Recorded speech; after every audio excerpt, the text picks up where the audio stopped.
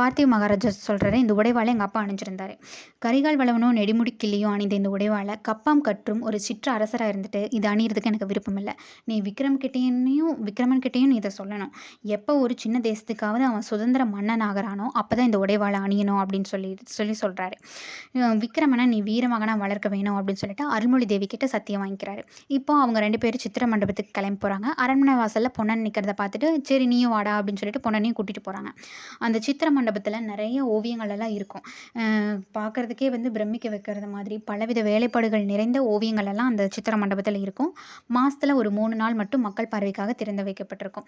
பொன்னன் இது வந்து ஒரு 2 டைம் பார்த்துருக்கிறான். இருந்தாலுமே அது முழுமையா வந்து பார்க்க முடியல. ஏன்னா அந்த அளவுக்கு மிகுந்த வேலைப்பாடுகள் உடைய ஓவியங்கள் எல்லாம் அதில இருக்குது. பார்க்கறதுக்கு 2 கண்ணும் பத்தாது. அந்த அளவுக்கு அழகானதா இருக்கும் அங்க இருக்கிற ஓவியங்கள் எல்லாம். அதில ஒரு அறை மட்டும் எப்பவுமே பூட்டியே இருக்கும். அந்த அறை வந்து இப்ப திறந்து காமிக்கிறதுக்கு தான் போறாரு மன்னர்.